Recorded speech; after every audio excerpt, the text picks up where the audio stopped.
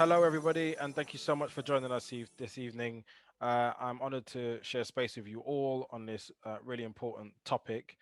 We are focusing on stopwatch parenting and stop and search.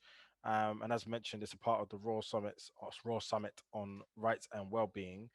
Uh, just to contextualize this conversation a little bit further, and I think it's really important. Everyone on this panel will have their own experiences and understanding of stop and search and their relationship with the police over the last few years, and I think it's really important to hear those, which we will hear later.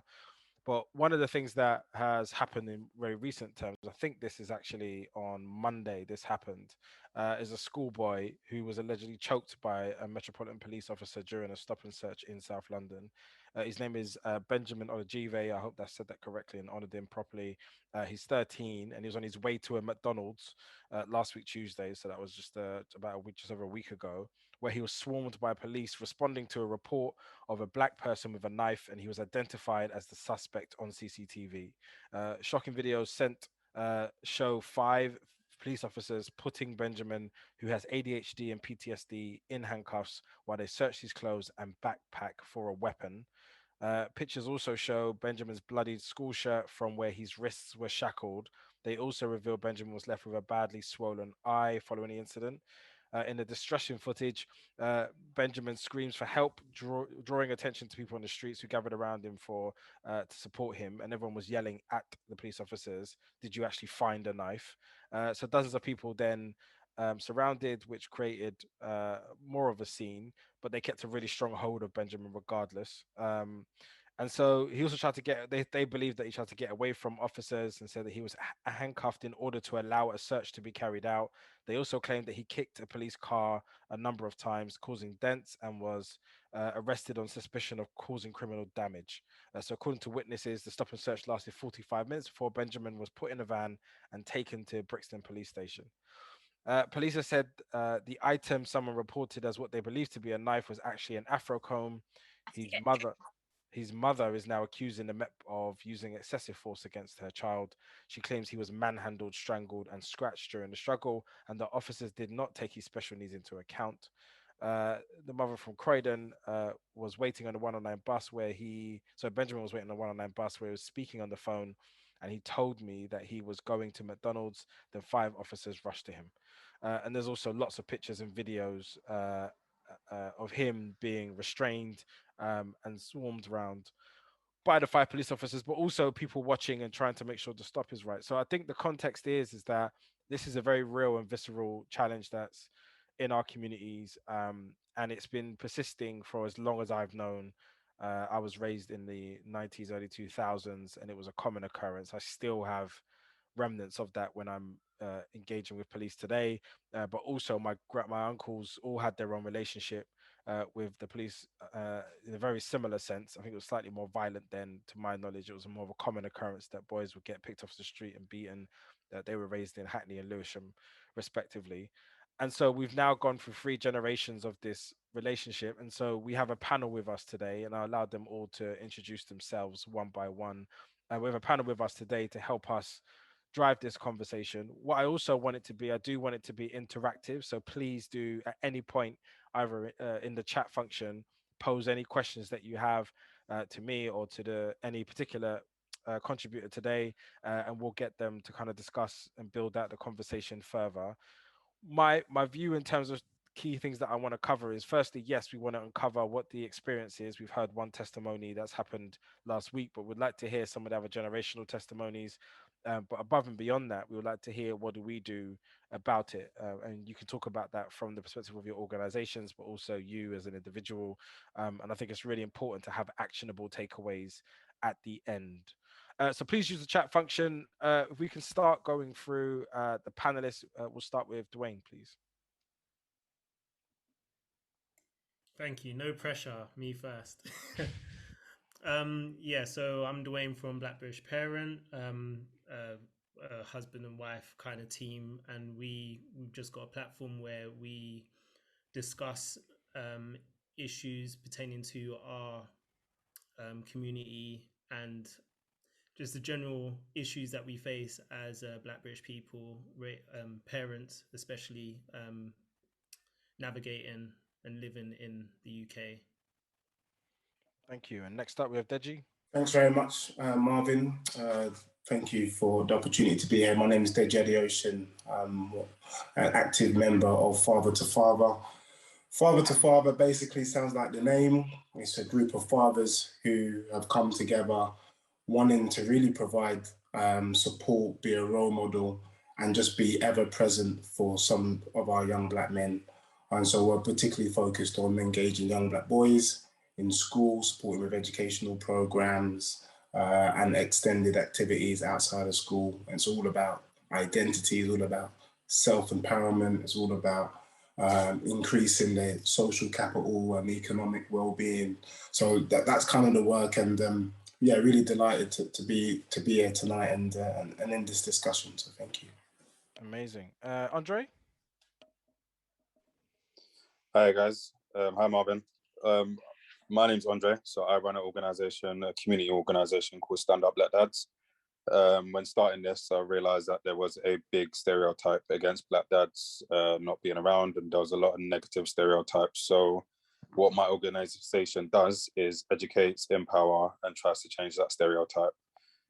We provide aid and support for fathers dealing with real life issues, parenting issues, and some just standard real life issues.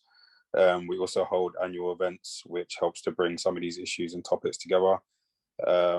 And yeah, we're very present on social media where we hold typical debates. Fantastic. And Paul? Evening, everyone. Apologies for my lateness. My name is Paul Mortimer. I'm a trustee on the board of Stopwatch, and the reason why Stopwatch came into my life is because I know as a young man I was stopped. I mean, I'm far more mature, probably older than a lot of you here, but you know, as a young man growing up, I was stopped, routinely stopped by the police driving my car. And what scared me is 30 years later, the same thing's happening to my son. And what I noticed was the impact it was having on my son, who was a big lad, but was quite a gentle giant, who turned into a very angry young man who had an unhealthy dislike for police and authority in general. So I came to Stopwatch for some advice, but also gave advice about how we have the conversation, the first conversation we have with our children around stop and search, because there's two different aspects. It's one before they've been stopped and one after. And they are very different, because what I found with my son was there was shame involved. He didn't want to talk about it because it had happened to him, and he just wanted to get it out of the way. He didn't want to talk about it. And so it was, you know, I learned a lot myself about how we discussed it. And that's what I wanted to bring to Stopwatch, because it is important that we have these discussions, that we educate our children, but that we empower them to be able to understand how to deal with this under real emotional pressure, because no one really knows how they're going to deal with it until they're in it.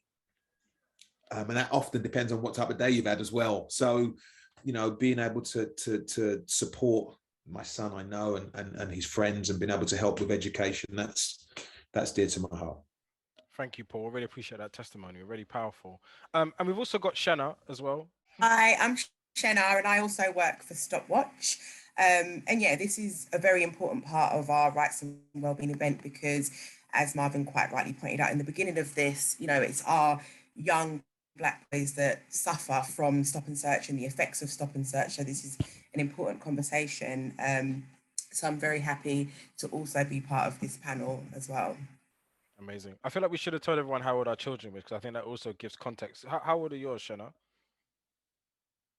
How old are your children, your sons? So I've got two sons who are 10 and 13. So they're like peak in where this is like, so, you know, we have a child of the same age of the person that's actually we're referring to. We also have Carina as well. Hi everyone, yeah, I'm Carina. I'm from Black Mums Up Front. We're a podcast and community group. So we speak about issues from the perspective of Black mothers. Myself, I'm also a qualified social worker. I don't practice, but I am a qualified social worker. I've worked with young girls that are at risk of being groomed into gangs, and also at risk of sexual exploitation. I've worked in shared accommodation, young people accommodation, where constantly you will see the effects of young Black boys specifically that have come into contact with the police and how throughout their childhood it has affected them. I'm also a school governor at a school in Lambeth, which was really important for me because I felt that the effects of stop and search and how education and the criminal justice system, how everything is linked and interlinked for our young people. It was really important for me to position myself in that space as well. And I do a lot of work with the young people or the students, sorry, that are at the secondary school, in educating them as well about their rights around stop and search. Amazing. Deji, I'm going to come to you first. I don't know why I'm picking on you. You look too peaceful, but it would be great to hear from your experience. What has your interactions been with the police like as a young adult and now as a man? Has it changed significantly? Yeah, thank you, Marvyn. Has it changed significantly? I think if we want to keep it real, it hasn't really changed. Funny enough, the reason why this topic is so dear to me is that I've been working to kind of improve relations with the community and the police for about 10 years. So I'm predominantly from Hackney. I led a Hackney youth steering group called Hackney Account. And that group of young people, their job was to hold the police to account. And I remember my CEO at the time was told me that don't get too enthusiastic. Because, you know, when you finally get an opening with the police, you feel like you can kind of change the world. And so at that time, it was right out of the riots, actually, 2011, Hackney, the police were scared. They were scared of another riot taking place, so they got in contact. How can we do things different? And I think for a period of time of 3 to 4 years, we saw maybe they quickly identified that stop and search was the issue. And they reduced the number of stops and search. And then I was thinking, yeah, we're heading in the right direction. And then a little bit like trading, you know, you have this kind of increase and then it just plummeted, which is why I'm saying that it hasn't moved forward. And I think the craziest thing, and I was listening to Paul, is that even if you work in this space and you're trying to bridge that gap, nothing ever prepares you for when you're stopped and searched. And the amount of times that I would be in my vehicle driving through Mere Street and Homerton, and I get pulled up by this van who then, and you know, the reason why they should pull you up is for 2 reasons, yeah? You haven't got road tax or you're not insured. So if you don't have those 2 things, that should be the reason why you pull me over. I've got road tax, I've got my insurance, and I'm being pulled over and I'm being asked questions about my person. So, and the thing is, when you speak to these officers now, you can see that there's a lack of understanding. And that's why this happens. I wasn't surprised by the example you gave at the beginning about that young man that happened earlier this week. It's happening every day. I was in Wembley. It happened just 2 weeks ago at the end of a fun day. This young man, they bundled him over to the ground. And for me, it's because the police are institutionally racist. And I think you can call it what you want. I think they know that there's an issue inside. And I think this isn't going to change unless we're able to have quite open and frank discussion. And then I think there's something around, which I'll probably talk about later, about taking them on a journey. I think the police lack empathy, and I think it's incumbent on us as parents to show them what it's like growing up as Black people. Because until they understand that, they will never understand. And lastly, Marvyn, I just wanted to say that my son is 6. My biggest fear is for my son to be stopped and searched. I don't even live in London at the moment. I live in Essex. But every day when I go out and do my job, I'm waiting for the day that my son, Angelo, says, Dad, I got pulled up by the police. And for me, that breaks my heart, because I know that the interaction is likely to be the type of interaction that we've described, that we've all seen, that we've all heard of. And I can't let that happen. Mm. I just can't let that happen. Just quickly, Carina and Shanna, I think it would be nice to hear that does your experience as women, because I think Carina, you mentioned about female gangs. Is it the same experience? Is it the same fear, or is it more focused on what men are doing? We talk about you know, when we speak to white people, for example, we say to them, you know, you need to recognize your privilege. I think as a black woman, when it comes to the police and interactions with the police, I have to recognize my privilege, because as a woman, when you look at the statistics around, and black women, when you look at the statistics around stop and search, they are considerably lower than our male counterparts. So I have to recognize that privilege. So I can't say I've ever been stopped and searched, but I have had interactions with the police where people I've been with have been stopped and searched. Or there's been times where I've been driving through New Cross and I've seen people being stopped and searched, and there's, you know, these massive TSG vans and for one person.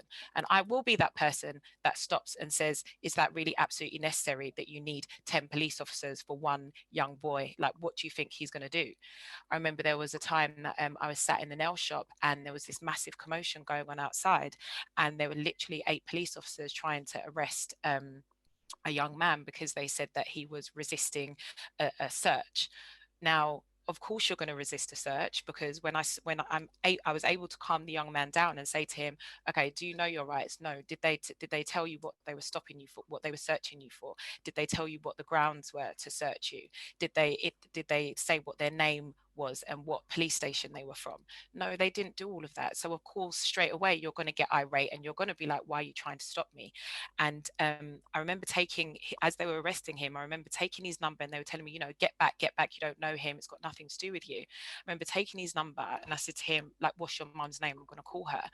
And I called his mum and said, look, you need to get down to Lucian police station. He's just been arrested in New Cross. I don't know what's happened. And she called me back later on that day and she said to me, thank you so much, because my son did say it would have gone completely a whole nother direction, because he was ready to start throwing punches because he was so angry. We can't always be there to, you know, mediate these interactions with the police. We shouldn't have to be there to mediate these interactions with the police. But as a Black woman, I do recognize that I have a certain level of privilege, that I'm not necessarily going to be treated the same way as our Black men will or our Black boys will. And for us at Black Mums Up Front, we have a partnership with the Met Police, with TSG, to try and look at how we can, you know, improve those community relations, and specifically looking at stop and search. And Deji, your comment around your CEO saying to you, you know, you think you can change the world when, you know, you're just entering into that space. And people say to us all the time and say to me, like, I've been working with young people for over 10, 15 years now, and I still haven't lost that passion for wanting to make a change. And it is really frustrating. And even having conversations with police officers and, you know, inspectors, you think, yeah, they understand it, they get it, and, you know, we're going somewhere. And then something will happen and you think, actually we're back to square one again. So you have these mix of emotions where you're up and down. But for me, we have to continue that fight. We have to, especially as parents, because the anger that I feel watching my friends be stopped and searched, or even strangers being stopped and searched, I can't even imagine how it feels to be stopped and searched. So I feel like we have to just keep that passion and keep fighting to try and improve those statistics, to try and improve the relationships between the police and our community. And even if sometimes it feels like it's not changing or it's not going anyway, we have to think there's a whole nother generation coming up behind us that we have to try and improve it for. So that's kind of my stance on it. Shanna, do you have an additional view? Yeah, I mean, I'm on the opposite side of Carina, because I've actually had a very traumatic experience with being stopped by the police, and this happened, I would say, nearly 14 years ago, and it still is really traumatic for me. And this was, I just become a new mother. My son was 6 weeks old, and we were driving along Leabridge Road, and literally a convoy, and this is no exaggeration, of about, I don't know, 4 vans, 6 cars. They were doing some sort of stop check. Anyway, they decided they were going to basically, you know, they cut across me, they cut me off. They come running out. You know, they've got those big guns that they have at the airport. They was like banging the windows. They were shitting. They were swearing. You know, finally opened the door, and I got out. And by this point, like, I'm shaking, I'm crying. It's like surrounded by police officers, and they were like, oh, it's not, you know, it's not the person who we thought it was. And they were still adamant that they wanted to search the car. It was like raining, I remember. My son was in his car seat, and there was like one female officer with them that was like, no, this is not necessary. It's not who we thought it was, so let's just leave it. And then it was just like, all right, then we'll see you later, bye. And that was it. They just got back into their vans, went back to their station where they was outside Lee Valley. That's where they was all parked up. And I was just completely traumatized. Like, I just couldn't even, when I was driving, if I saw a police car, and I think sometimes when things happen to us, we kind of just block it out and we just say, do you know what, it's fine, and we get on with it. And I think it's only now, working with Stopwatch, that if I could go back, I would have definitely made a complaint, or would have tried to do something, because it was just completely out of order what happened to me. And it doesn't make me hate the police. It doesn't make me have any sort of feelings like that, but it just lets me know that the work we do is very important. And I just thought to myself, that's how they handled me as a woman with a newborn baby. So could you imagine if that was a male in the car, or whoever it was that they thought was in the car? That would have been 10 times worse. So unfortunately, I can't say that, you know, I have had the privilege of not being stopped by the police as a woman, because that's not my experience. I do agree with Carina that sometimes as a woman, you know, we do have that privilege though. So sometimes it's good for us to stay educated, because we have brothers, we have husbands, we have sons who may need that support and that knowledge as well. I have a son that's 13, and him being stopped and searched also is like my worst nightmare. But I also understand it happens. So for me, I think the best thing that we can do is, as parents, is to prepare our children for those encounters, because we all know the worst thing that you can do is be unprepared and allow yourself to be antagonized and to become angry, and all those things that only exacerbate the situation. So the most important thing for me, and you know what the aim was with this event as well, is for parents to feel empowered and to feel educated about the procedures and the laws around stop and search, so that they can speak to their own children, boys and girls, and make sure that they are educated, so that if they are in that situation, at least on their part, they can deal with it as best that they can. So that's how I feel about that. Paul, I'm going to come to you in a bit, because I want to ask a generational question. I hope you don't find that offensive. But like the Dwaine and Andre, I'd love to hear your experiences, your testimony in terms of, you know, what your experience has been with police. Also, it's really good to kind of contextualize with where in the UK you are or were when these events are happening. So yeah, I'm from South London, Croydon. Can you guys hear me now? Yeah. Cool. So when I was younger, I think in terms of when I was at an age before I was driving, I was able to kind of navigate conversations with the police quite well, and I was quite confident. I'd look them dead in the eye and answer any of their questions. So I didn't have that much trouble around those ages. It wasn't until I started driving, and then I started to have more interactions with the police, and just generally getting pulled over, then wanting to search the vehicle. And it is when you're in a public space and you're getting pulled over, it's very humiliating, because you already feel like you're a perpetrator when you haven't actually done anything wrong. You're just going about your daily business. So from my perspective, when we're talking about stop and search, and we're looking at the experiences that our young people are going through at the moment, it's like we don't acknowledge the levels of trauma that they are actually going through when dealing with these situations. And we're in a time when our young people don't feel comfortable speaking to other young people, because they don't want to be ridiculed by other people. So it's like it's trauma being compounded on top of trauma, and they don't have anyone to speak to. So yeah, when I was younger, I mean, well, when there was one incident with my brother where he was in his school uniform, and the police decided to kind of stop him after he was leaving school. And he's much more fiery than I am. I'm quite relaxed. As soon as he feel like there's a violation going on, he'll like start cussing back, sort of thing. And to hear of the level of manhandlement and the bruising that I saw when my brother came home from school, it was shocking. and naturally you put a complaint in, but you're only complaining to the institution that done this to your child in the first place, or your brother. So it does feel very much like you're in a hopeless situation.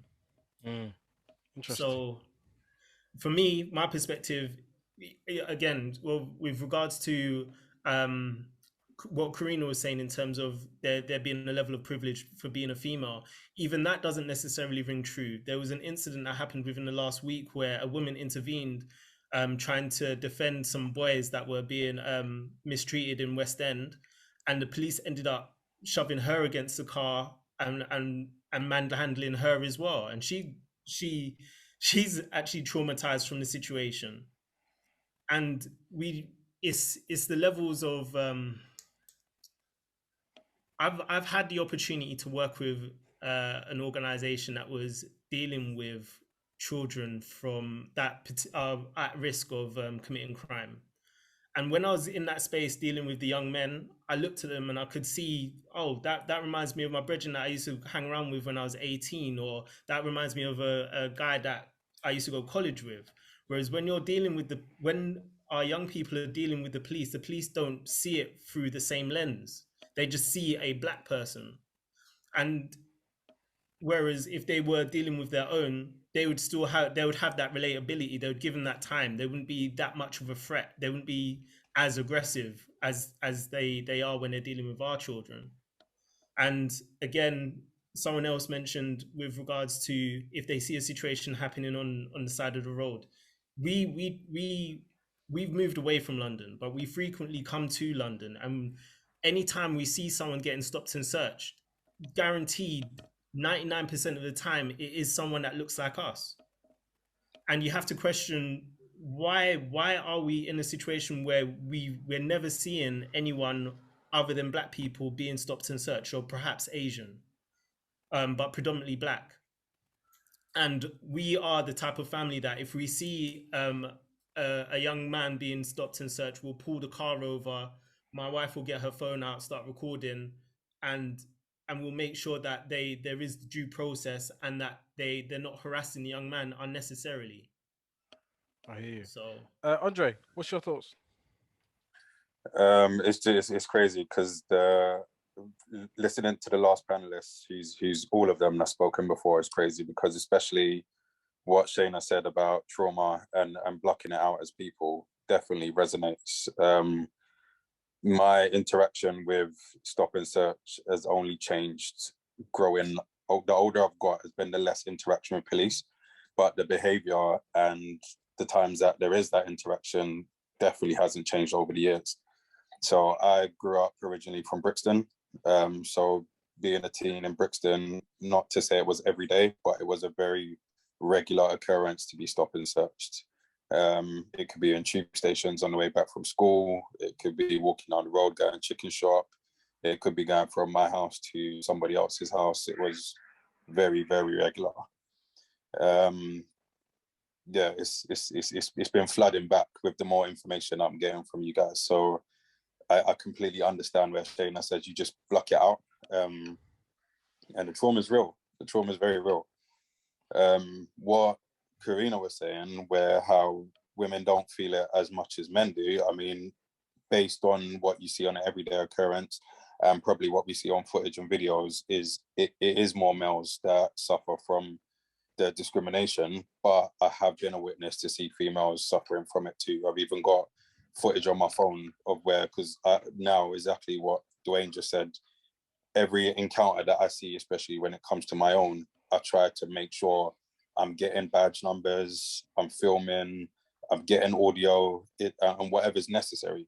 So I've been out and I've seen females getting manhandled, getting their face shoved into the pavement, and all those type of things based on, and when you hear the story behind it, it's very, very minute of what supposedly have done. So they may have had an argument or a disagreement with somebody, and there's a policeman sitting on her chest, and there's about another 5 holding each limb. Again, I've seen worse with males. I've seen car crashes, for example, where you've tried to aid the people that's injured, and automatically when the police arrive, unfortunately, all they see is black and white, and they've gone and aided the white person, and they've said to them, "Oh, you're right. Is anything wrong?" And then they'll come over to me being there as a witness and assuming that I'm involved in the altercation, or going over to the person who's involved in the accident and saying, "Well, what have you done? What's the problem here?" And for that type of conversation is ridiculous. Yeah. So it can be very traumatic. Yeah. Paul, I just want to come to you, and I want to speak specifically to the generational divide in terms of, so my uncle is probably mid-60s now. He was raised in Wembley, northwest London, and I went to his house we had a family gathering, and he was telling me these stories of being a child of Windrush and the legacy of his interactions with the police, and some of them sounded eerily similar to what I was present to, and obviously the story that I'm reading now. You may have seen a crossover in some of those stories. Can you speak to like what your experience has been as a black man from a generational point of view? Yeah. Thanks for having me. I mean, I listen to all of this. My heart is heavy. One of the things that scares me is that it's becoming normalized. It already is. And what's also normalized is how we're supposed to acknowledge and accept it, because there's a powerlessness. Because as we said, you know, who do we complain to? We complain to the same people that are treating us in this way. So for me, as a young lad growing up, and I grew up around the era of the Bobby on the beat who would just give you a clip around the ear, that old thing. And that's, you know, nostalgia, let's say. But don't kid yourself, as soon as you got to a certain age, there was no nostalgia involved. You had to be aware. I mean, it's what it is it's once you start to realize that this is a thing, that it actually happens, because you'd hear the stories, but until you actually experienced it, you know. And the scary thing for me, I was fortunate. I would, you know, Carina spoke about privilege. I was privileged because I was lucky enough. The job that I did afforded me a privilege, because when they radioed and they found out who I was, they'd let me go. So I was kind of fortunate, but I got stopped. Don't laugh. Okay, at that stage, I had a metallic green Ford Escort Estate. That's what I had, which was always the getaway car in a robbery, by the way, because that's what they said to me. Now, if you imagine, I got stopped 7 times in one day, 7 times in 1 week, sorry, twice in one day on the same stretch of road to and from work. And in the end, I'm sitting there, I wipe my window down and say, getaway car? That's what I said to him. It's a getaway car, is it? Now, if you consider one of my tail lights was smashed and the other one didn't work, you could get done for them. And I wasn't wearing my seatbelt. You get done for all 3 of them. It didn't matter. It actually didn't matter. So in the end, I was being stopped and searched. I got pulled up at my place of work. I was lucky enough, and I'll say I was a professional footballer. And I can remember I played for Charlton, and we played at Millwall. And my wife was, 6 months pregnant? Maybe she came to the game. And I parked my car in the car park, and I had a tracksuit on, and I had this big bag with the biggest Charlton badge you've ever seen. I put it in the boot of my car, came out of the ground, turned left, 50 yards down the road, I get stopped by a van, 15 policemen in it. CCTV says I put something suspicious in the boot of my car. And I was absolutely stunned. You know where I've come from? Yeah. What do you think I did? Yeah, but you put something suspicious in it. So they wanted to search my car. Fast forward to 3 or 4 years ago, I've dropped a friend of mine at East Croydon Station, and he's quite old and fragile. Tell him to wait in the car for me to go and help him. He gets out of the car, slips, falls, cracks his head right by the car, and there's, he's bleeding a little bit. So I'm panicking. This guy means a lot to me. I'm panicking. Just about to move him. 2 people behind me, 2 white people shout, no, don't move him. Turns out that they're both nurses. They kneel, they're looking after him. I'm ringing my wife. I'm all over the place. 2 policemen turn up. And they look at me, and they look at the situation, and they look at me. My friend is on the floor. These 2 strangers that are white are looking after him. He's looking for me. They pull me away from my car. They check me. They ask who I am, my address. They want to search my car. My friend is on the floor. They won't let me go near him. They do not believe that he's my friend. I had to ring my friend's sister, and she had to describe me to them before they'd let me go back to him. For the record, the two strangers are the people they trusted. Okay, so for me, the question then becomes, who are we to the police? Who are we? Because I was seen a certain way then, and that dictated their behavior. And that's the thing for me. When I'm stopped, they're going to find something. That's what's in my head. They're going to find something. Now, like I say, I fast forward to maybe, again, not so long ago, my son, I think when he was 16, maybe, just about going out with his mates, he had a curfew and he kept coming back an hour or two late. And I'm on him.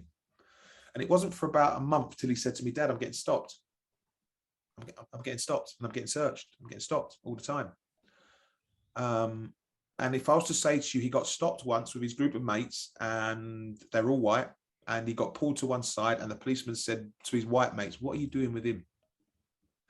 So this is also about our identity, how we are viewed, how are we seen, irrespective of whether we're worth millions of pounds or not. The change has to be how we are viewed.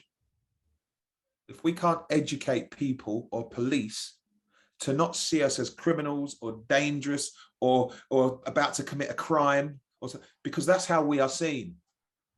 When we're stopped, it's about, can we get him for something? That's how I feel anyway, based on my experiences. That's got to change. That's got to change. And until that changes, and until there's an independent body that deals with the police, this is going to be, we're going to be having these conversations year upon year. And you know what we're going to be doing? We're just going to be getting angrier and angrier and angrier because we're becoming more and more powerless. And for us at Stopwatch, I mean, I've spoken so many times about, can we not get police in and sit and have a chat with them and try to educate them and listen to, and them listen and yeah, they're coming. No, they're not. So until they can acknowledge, you know, you've got Cressida Dick saying there's no institutional racism. Come on now.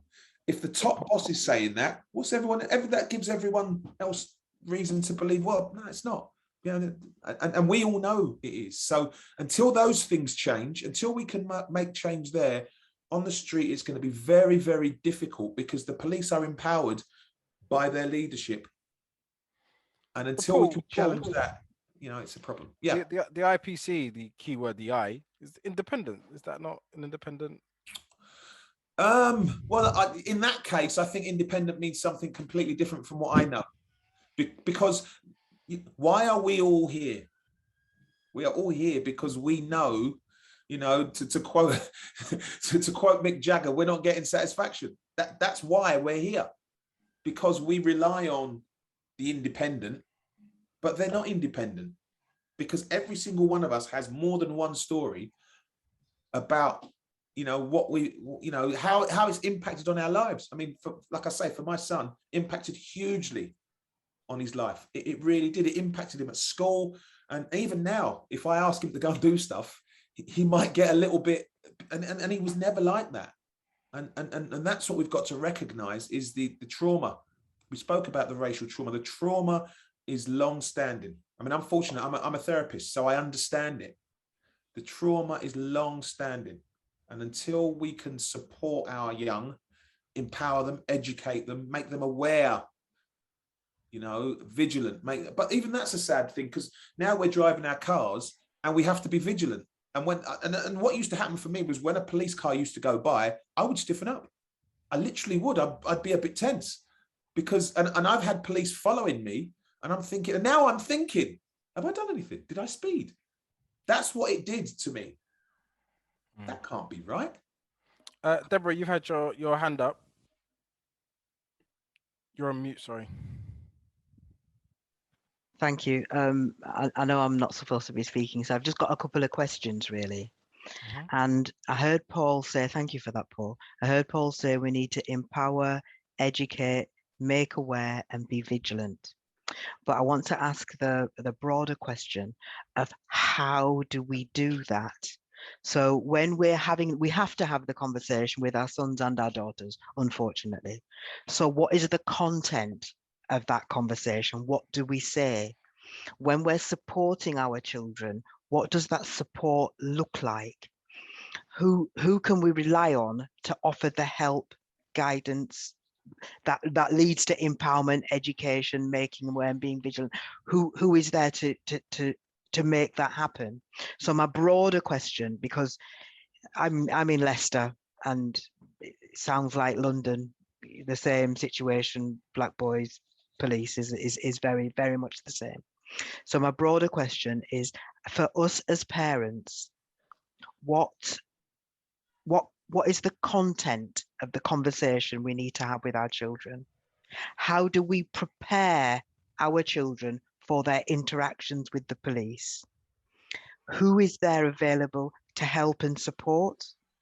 And is it possible, is it even possible to, given our own interactions with the police, our own historic interactions with the police, because, you know, we're not past 40, what have you, how do we stop those interactions impacting on what we are able to tell our children? So I'm just wanting to broaden the conversation. So from experience to solution. Yeah, so what can we do? What does the conversation look like? Who is there to help? How do we not have our own experiences impact our children negatively? Thank you. I'll open up to the floor, actually. Does anyone have a view that they want to share? I would definitely say that as parents, it's about educating ourselves and knowing what our children's rights are and what our rights are. So from the very first interaction that they may have with the police, if they are being stopped and searched, it's knowing what our rights are, what our young people's rights are, so that they are going out equipped with the knowledge that we're not going to be able to prevent them from being stopped and searched, right? It's something I feel that is going to happen regardless. It doesn't matter if you talk a certain way, if you dress a certain way, if you carry yourself a certain way, it's going to happen. So it's more about equipping them so that they know their rights, so that they can question at the time of the interaction. If they feel empowered to do so, they can question the police. Well, what, you're meant to give me your name, your badge number, and the station that you're from. You haven't told me what you're stopping me for. What is the reasonable grounds? The one that I hear a lot of the time that they like to use now is, we're stopping you on suspicion of drugs. Okay, what led to that suspicion? Because me walking down the street is not reasonable grounds. I'm hearing nowadays that the police are saying, well, this is a high crime area and you fit the bill of people that are committing the crime. So because I'm black, that gives you any reason now to stop me? No, it doesn't. So I think as parents, it's for us to equip our children so that they know what their rights are. And if they don't feel empowered, or they feel that they can challenge the police at that point in time, then it's knowing our rights post interaction. So it's raising complaints, it's having your voice heard, and following that process to try and have it proven if it was an unlawful stop and search. I just dropped in the chat that my friend Dwaine Francis was stopped last year while sitting in his car outside the post office, waiting for it to open. And the police told him to get out his car and stopped and searched him. And their grounds were that the area that he's sitting in his car in is a high drug dealing area, and it looks as though he's got remnants of cannabis in his car. In fact, it was he said to them, do you actually know what weed looks like or what cannabis looks like? Because that's stones. We're in lockdown. I haven't been able to take my car to the car wash. Like, my car's dirty, I'm still working. They paid that no mind, and he was determined to follow the procedure and the process to bring a complaint against the police. And it was just announced on Monday that the IOPC have actually upheld his complaint, and 3 police officers will be facing misconduct charges because I think it was something to do with their account of the incident changed or wasn't accurate, and body worn footage essentially counteracted what they said had happened, and that essentially they found that he was stopped because he was black, so he was racially profiled. So I think it is a lot of the time these things happen to us and we feel that we haven't been stopped and searched on for the correct reasons, but we don't we don't complain about it, or we do feel, oh, you know, it's the IOPC, it's basically the police investigating themselves. But I do think that we still do need to do that, because a lot of us don't do it, and because we don't do it, the police get away with it. And one of the other things I would say is, as parents as well, we need to understand that there is a time where anyone can be stopped and searched without reasonable grounds, and that's if the police have invoked a section 60. I see it, I follow a lot of the police accounts on Twitter, and they will always say when a section 60 is in effect in an area, and all the time you'll see people underneath saying, well, what does this mean? What does this mean? What does this mean? And for some of those people that start seeing what it means, it doesn't affect them. For us that have got young people or children that might be out and about in the summer, or out on the, you know, out on the streets after school or whatever, it's really important for us to understand what a section 60 means and how that could affect our young people, because it does mean that they can be stopped and searched without any reasonable grounds at all. So they could be walking home, whatever, and the police can say, well, we're searching you because there's a section 60 in force. So I do really think that as parents, and even myself, I've been a little bit ignorant to the fact that I've got a girl child who is turning 12, and I'm like, oh, she doesn't need to know about stop and search. But actually, no, she does need to know about stop and search, because she may be out with her friends, or like we said in the chat, like I said earlier on, I didn't say that women don't get searched. I said the statistics show that we don't get stop and searched at as high a rate as our male counterparts do.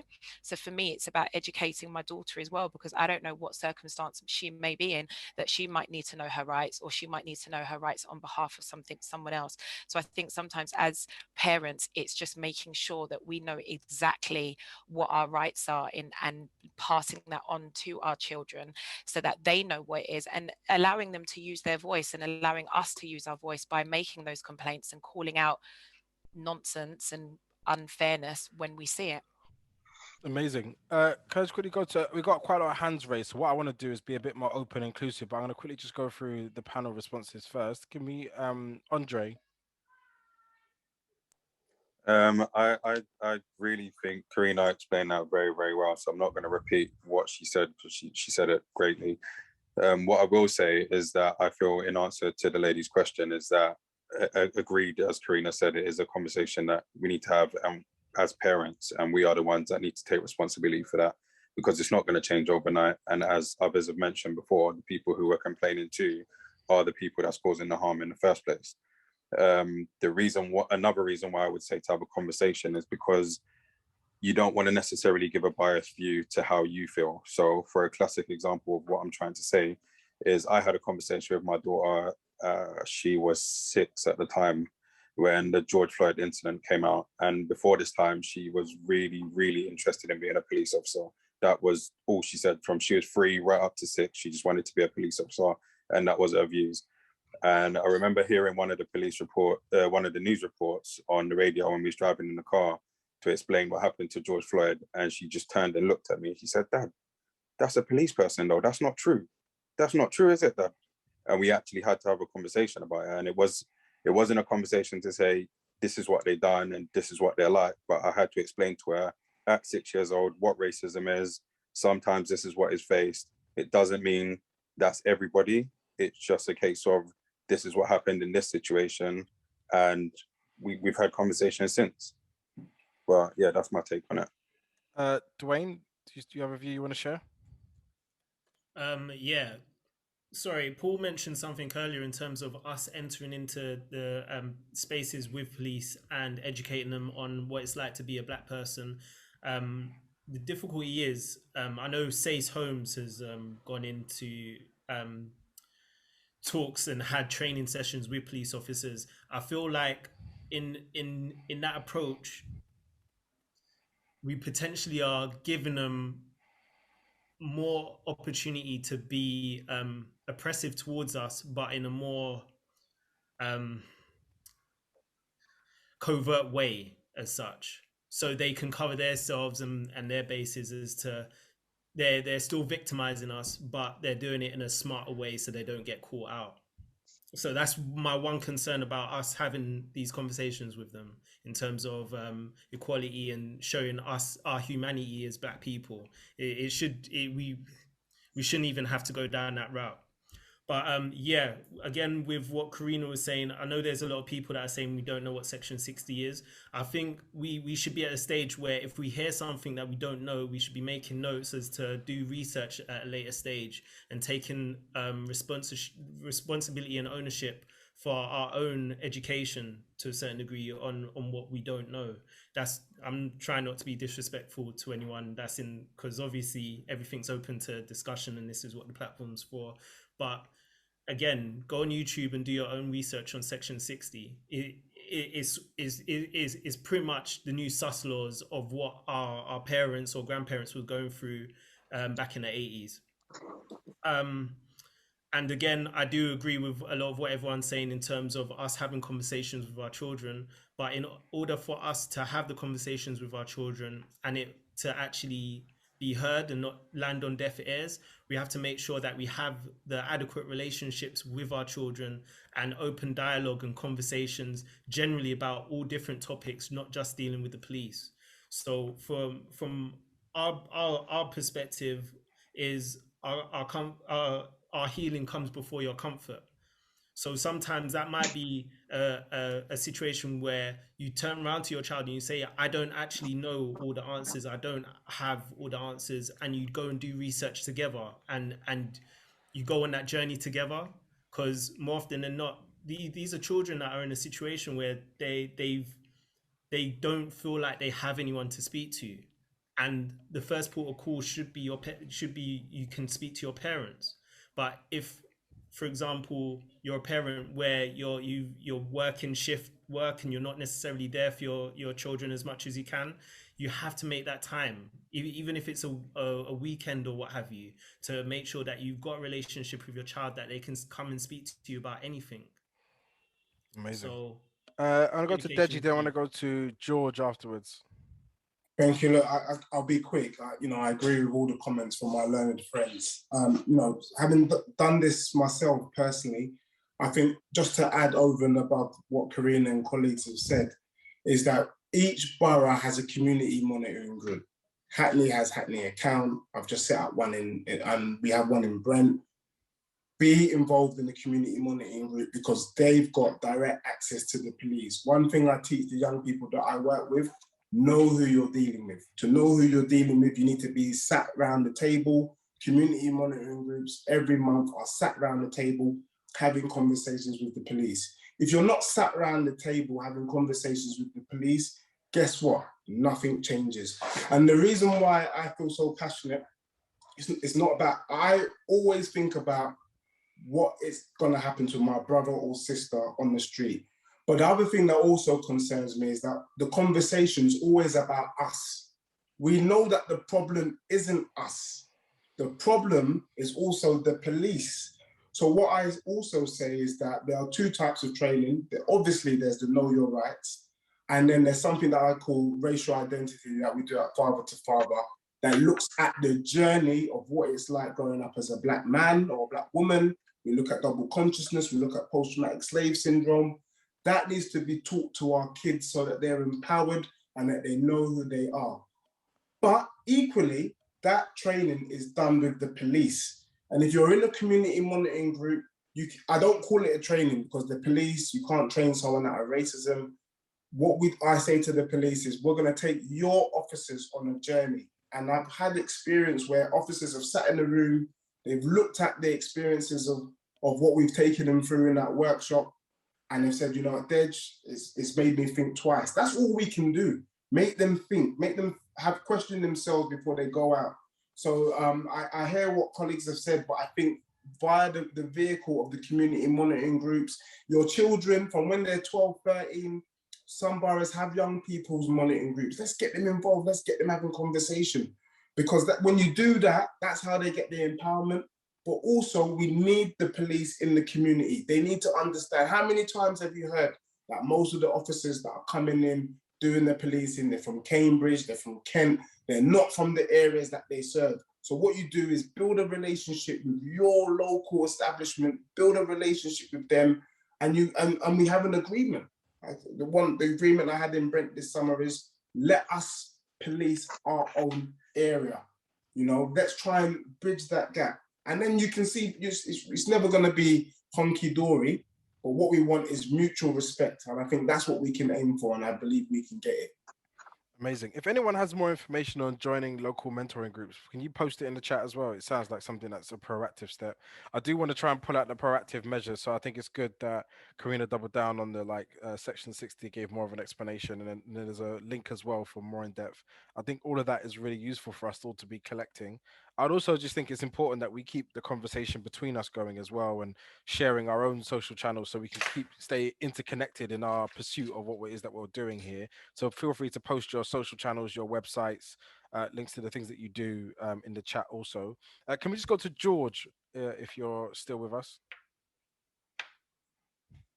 Sorry, I've really, my background is a bit noisy, so apologies for any noise that might be coming from the background.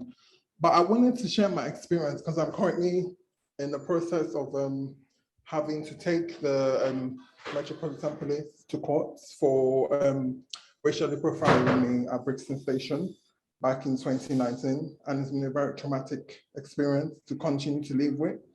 And I feel very much that the IOPC is very biased because in my experience, having read the IOPC report and also read the Metropolitan Police report, I could see that more information was afforded to the IOPC as to what was given to us in the Metropolitan Police report. And the Metropolitan Police report was not as detailed as the IOPC report. So it left me thinking that if the Metropolitan Police made all efforts not to refer my case to the IUPC, and this information I've not found out was not given to me by the Metropolitan Police. So it clearly shows that, you know, the Metropolitan Police don't do a lot to look at complaints in detail. And this is just one of many things. Like there was a guy who was recording the incident on his phone. He wasn't interviewed. The cleaners wasn't interviewed.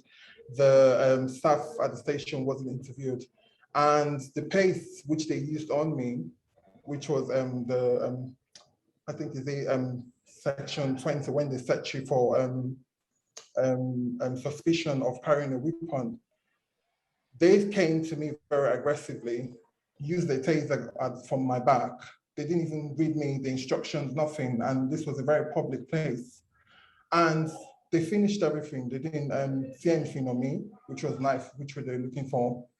They left. They didn't even apologize. They didn't give me their station number, no card reference, nothing. However, they were on the intel, and the person who was speaking to them told them that they should get my name. And then they proceeded to search me without even asking me for consent. So I have first-hand experience of being racially profiled, and I'm doing everything in my power to kind of get justice for myself, even though now I'm being told that my case for judicial review cannot go on because I've missed the deadline. However, I'm still doing everything to make sure that the officers that did what they did to me,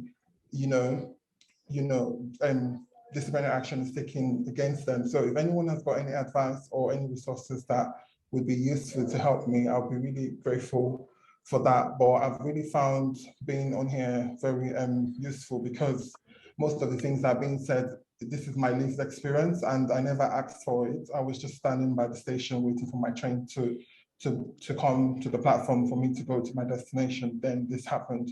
And to top it all, the officers who approached me had detained 3 men at the time of them having arrived at the station.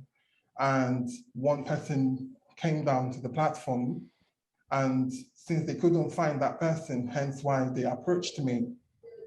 And I only found this out from the IOPC report. That information was not initially disclosed to us by the MPS. So yeah, that's where I'm going to leave it at. But anyone who has any thing to help me with, I'll be really grateful. And I've really found everyone sharing their stories and experiences very, very uplifting. It's a fight for all, because I see it as, if I was killed that day, I would never have lived to this day to tell my story. So it's really important for us to do things, especially when there's a big injustice. It's important for us to take the fight and the bull by the horn to make sure that we correct things, because if things continue to go this way, you know, there will not be any of us left on this earth, because they will do everything they can to erase our history, and they can't because we're bigger than them. So that will be all for today. But thank you so much for all your sharing and experience. Thank you. George, thank you so much for sharing that. It's really authentic and powerful experience that you've shared with us, and I really much appreciate it. Just to keep things moving, I do want to get hold of the rest of people with their hands up. So can we do, is it Zana or have I said that correctly? Zana Books? And then we'll do Brother Naya, and then we'll do Hi. Shakira. Hi, greetings everyone. My name is Jana. It's such a privilege for me to be here and listen to what everyone is saying today. It's, you know, shocking, but not surprising if you understand what I'm saying.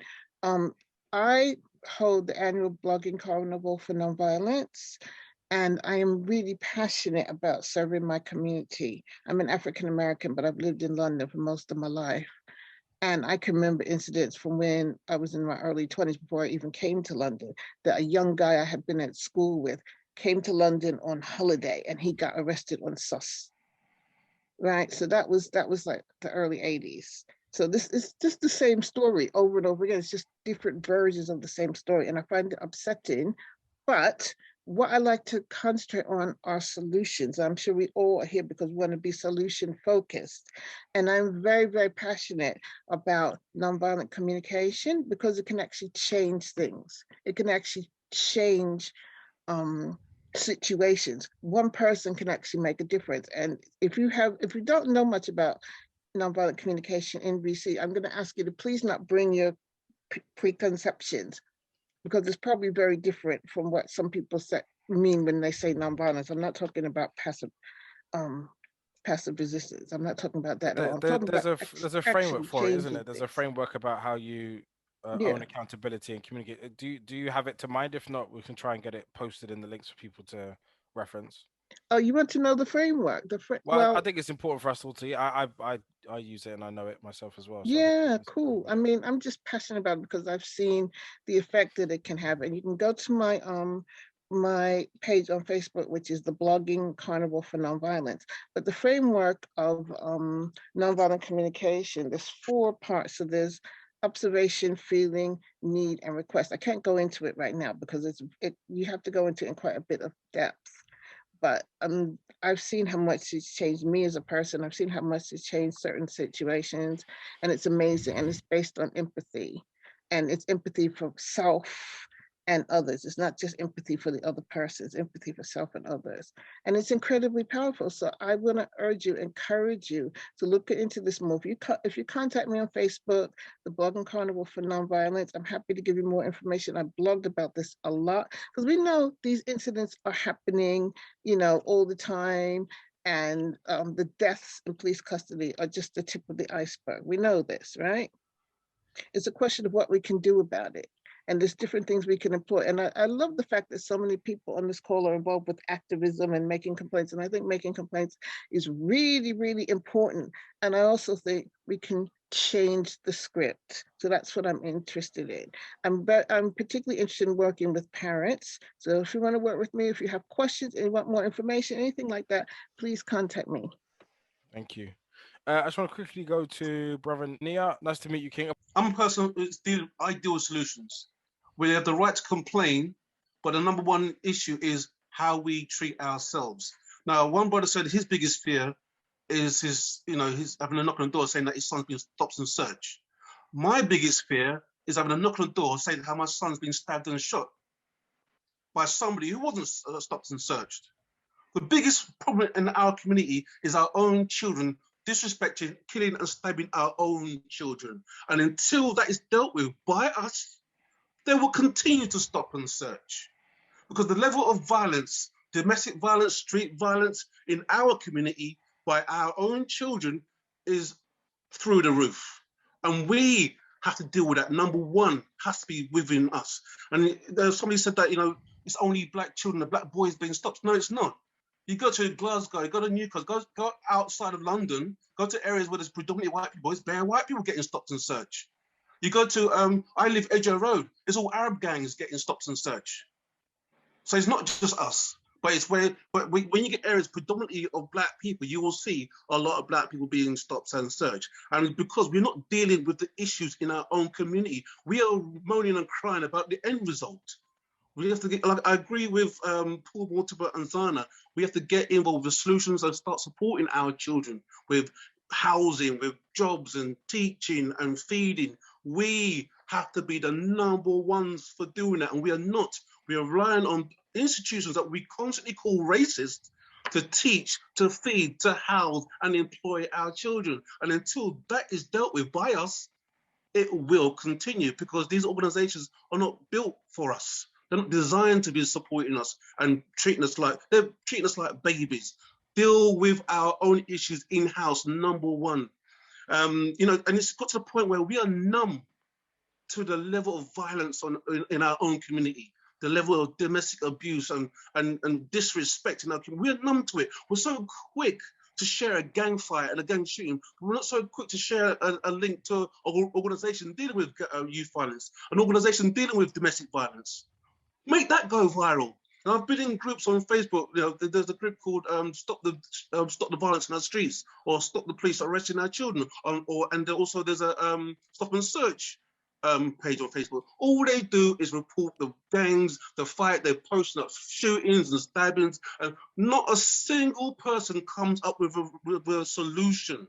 So I go in now, my big self, I'll post a list of 14 organizations that are dealing with street violence, that are dealing with domestic abuse, and not a single person will share that list. I've checked their pages.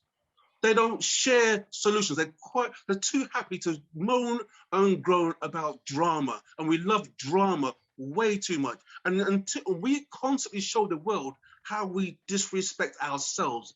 And we expect other people to be treating us better. We're literally telling people it's open season to disrespect us, because we openly do it to ourselves in our music, in our films. Everything's about gangs and shooting and stabbing and drugs. And if it's something about love and respect to the community, people are not interested. We love drama way too much. So I totally agree with Paul Mortimer and Don about supporting our own. We must, and I would like you, brother, to get all the organizations in this chat, put them on a list and share them around. And I will add to the organizations that I've seen, add to my list, and I will share it around.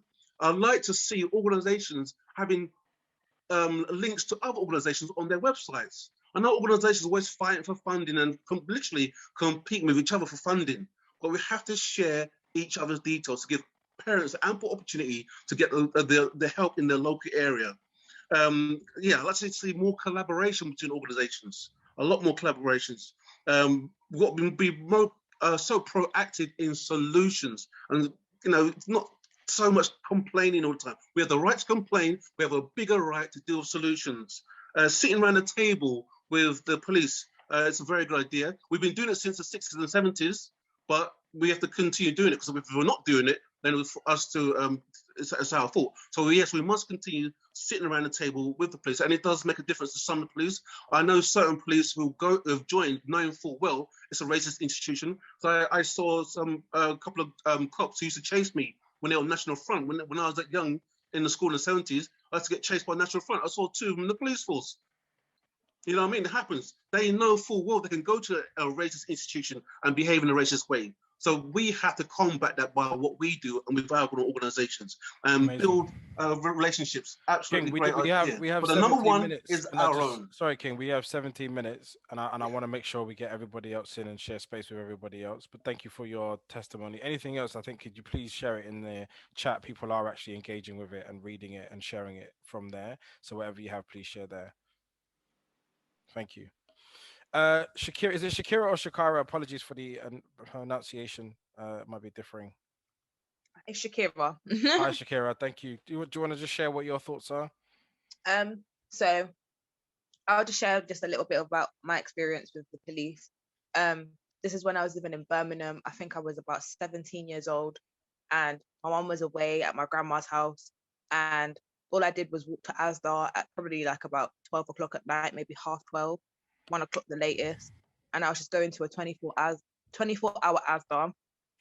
And I got stopped and searched by police for apparently being in a park for shooting at cameras with firearms.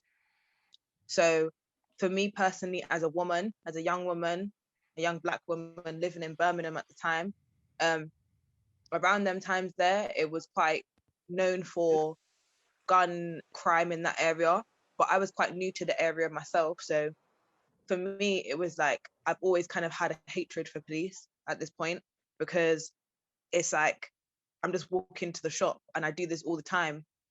And now all of a sudden I'm being fit to a description that I'm not even dressed like.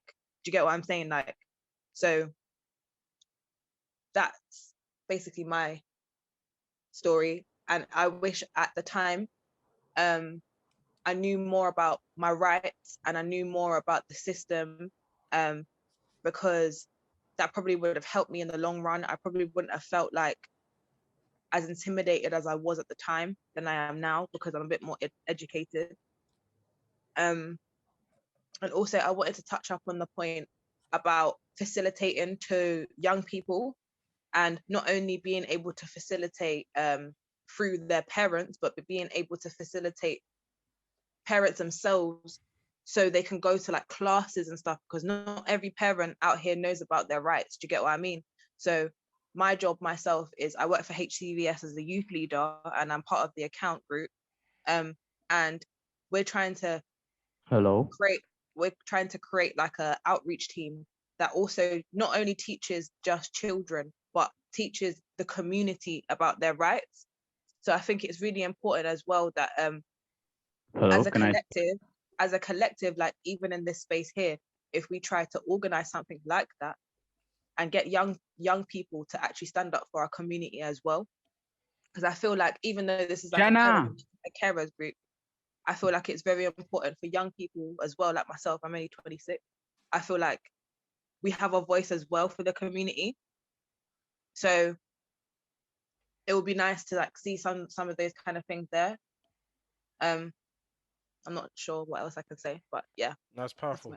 Thank you so much. I really appreciate it. And sorry for the interruptions. If you have something you want to share, please put your hand up or pose a question in the chat, and we'll come to you as soon as possible. As we're getting into the business end of things, the last 13 minutes, it would be great to go back to the panel and just speak to, in your mind, what do you think some of the next steps are? We've heard some insight now, but in terms of centering your organization, the work you do in the community, but also just in terms of your view, your worldview, it would be great to have that also included. We'll start with Paul, please. Yeah, I mean, I've listened to everyone, and the more I listen, the more my heart gets heavy, I suppose. And Brother Nia, I get you. I definitely hear you.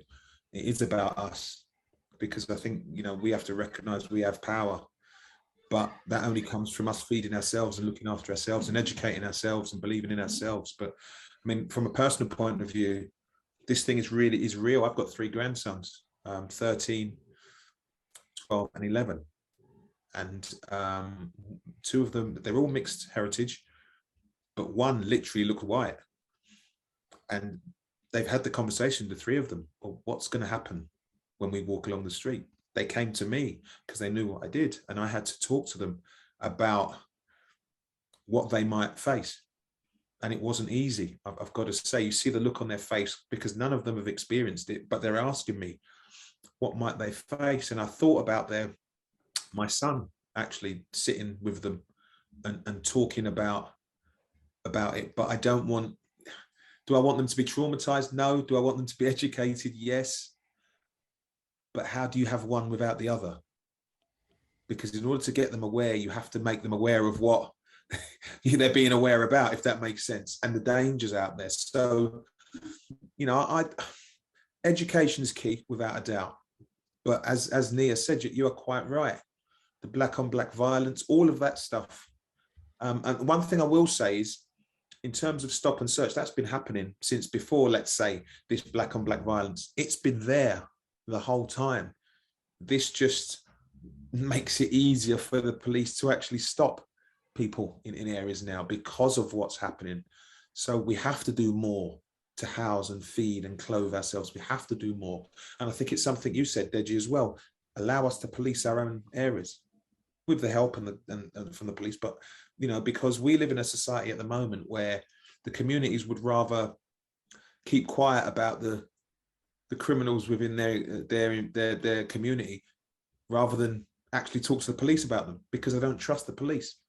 That's a sad state of affairs to be in, because they're charged to look after us, but they're not looking after us. So we have good reason not to. So I feel like I'm talking in circles, because the solution is a very, very difficult one. Yes, we've got to sit and talk with the police, knowing full well, I mean, I've sat in areas like that, knowing full well it feels like I'm not getting through, but we have to keep the faith.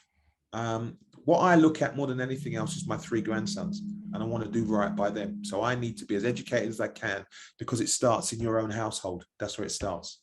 So I want to be able to make sure that when they step out, they are confident, they are aware, they know what's going on, and they also know where to get support from. I can't do anything about anyone else. I can only really help my own little world. And it's about us all doing that for ourselves as well, because it's very difficult to go out there and get the police to help us when they are the ones hindering us. They are the ones abusing us. So we have to look after ourselves first. Yeah. Shanna, what's your closing view? I just wanted to just obviously address a point that Brother Nia made as well. So 2 things. Firstly, you know, youth violence, although we see it more, it isn't a new concept. It's not a new thing. And stop and search, you know, more stop and search is not the answer to tackling youth violence. If that was the case, there would be none. I mean, they've been stopping and searching since the 50s, and it hasn't made a difference. You know, the statistics show that it doesn't really lead to much arrests anyway, or much, you know, taking of weapons off the street. And I do agree that it is a community thing, but it's multifaceted. It's about, you know, community support. It's about youth groups. It's about young people being educated about the dangers of youth violence. It's a lot more than just stop and search. You said about, you know, as a community, us sharing organisations as well. And that's part of what RAW's about. So what RAW's about, rights and wellbeing, it's going to be, you know, after this, it's still going to be a resource where people can find out organisations not only to help with the trauma around stop and search, but also other organisations, whether that's therapy, whether that's meditation, whether that's yoga. You know, we're going to add some things into the chat as well, which is resources that we have at Stop and Search. That's information, that's a parent's guide, it's information around Section 60. This is the purpose of this, you know, the 3 days that we're doing this event. So hopefully, you know, you can find some peace in that, in what we're trying to do as an organisation. But yeah, it's been really good today. So thank you for everyone that's taken part. Amazing. Thank you so much. Dwaine, do you want to give us your closing thoughts? Closing thoughts. Us as parents or members of the community, we need to continue to support our young people. If we are in a vicinity where we see a young person being stopped and searched by a police officer or a number of police officers, I think we should get our phones out and record. An app that I could suggest for all young people to download, an app called Why Stop. It allows you to record interactions with the police, and if you want to make a complaint, you can go through the app, and there's assistance at the other end.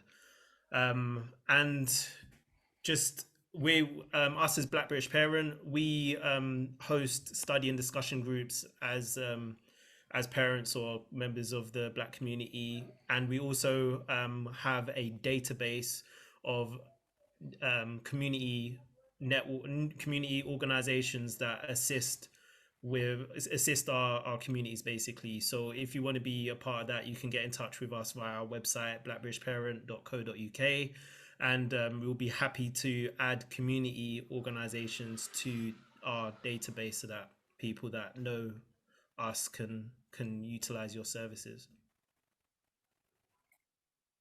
Great. Thank you so much. Carina, do you want to go next?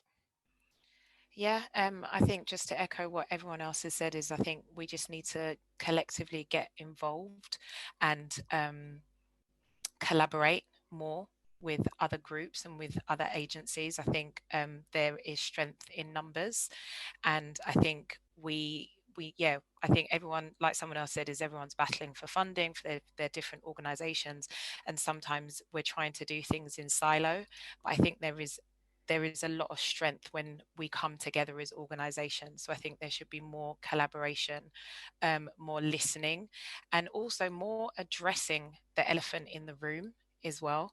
That, you know, a lot of the reasons why people say or justification for stop and search is when they talk about youth violence and, you know, young Black boys being involved in crime and it's disproportionate and all of that.